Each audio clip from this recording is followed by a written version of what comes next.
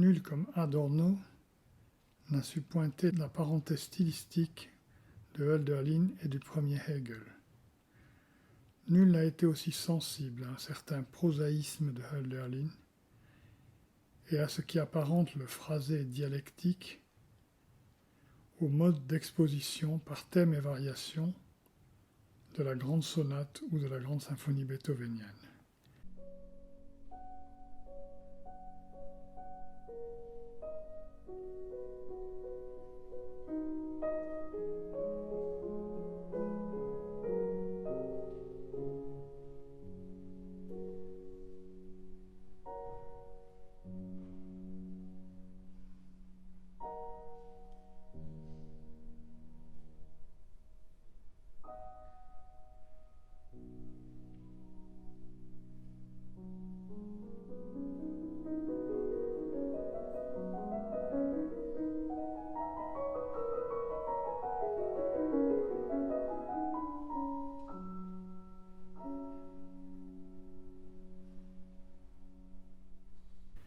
Il y a pour Adorno une écriture philosophique, poétique, musicale, du spéculatif.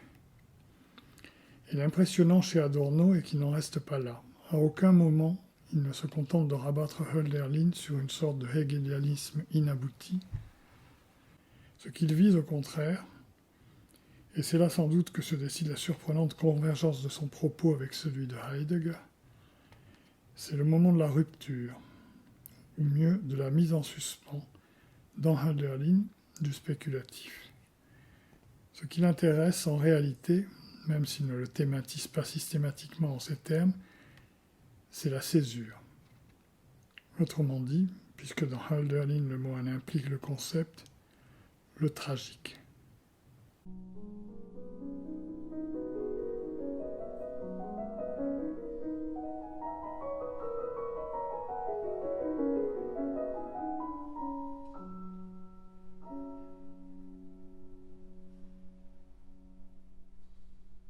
L'analogone, qui permet de comparer la philosophie à l'écriture poétique, c'est la musique.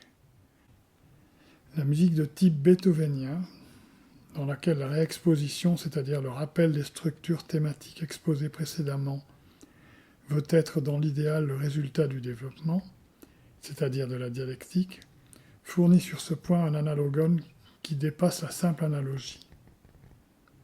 Mais ce que l'écriture musicale accomplit, mesurée à l'aune de la syntaxe spéculative, si c'est bien une synthèse, cela reste une synthèse, dit Adorno, non conceptuelle.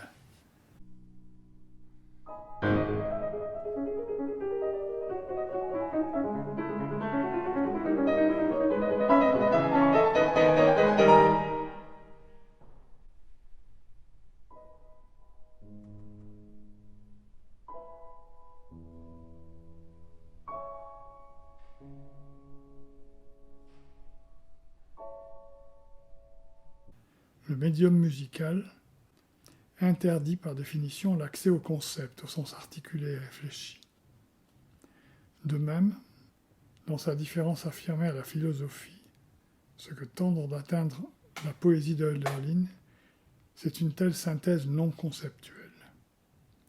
La visée dans Hölderlin est d'ordre musical, mais ce faisant, la poésie va contre son médium, le langage, qu'elle partage avec la philosophie et qui est l'élément par excellence du concept, de la synthèse conceptuelle. La synthèse dès lors ne se fait pas. L'opération dialectique spéculative s'inachève et se paralyse. D'où la rupture syntaxique, comparable à celle qui affecte traverser l'épreuve du langage, Fidelio, Missa Solemnis, 9e symphonie, la dernière musique de Beethoven. Bref, les ultimes variations, sonates et quatuors.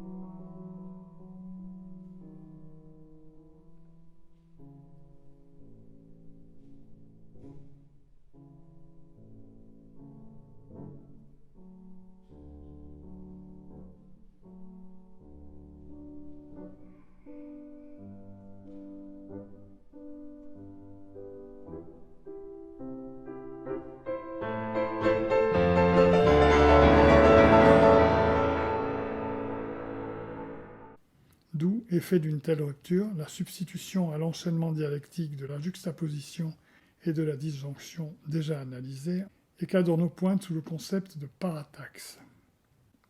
Mais là où Heidegger réfère la syntaxe disjonctive de Hölderlin au grand style contrapuntique et à son organisation profonde, Adorno, plus attentif à la négativité, met l'accent sur la désarticulation de l'écriture de Hölderlin.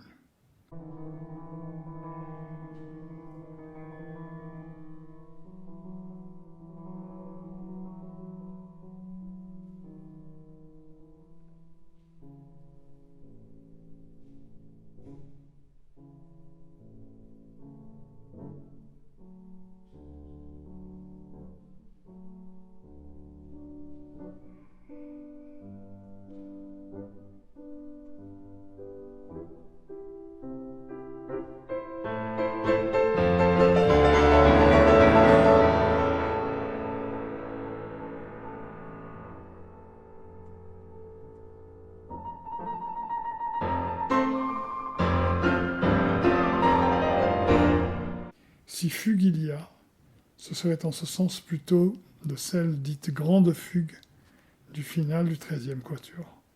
Son Hölderlin est en somme celui de la déchirure non cicatrisable qui écarte, au lieu même de leur adjointement utopique, philosophie et musique, art et pensée, et qui subit jusqu'au bout, jusque dans son écriture, la loi sans loi de cet écartèlement.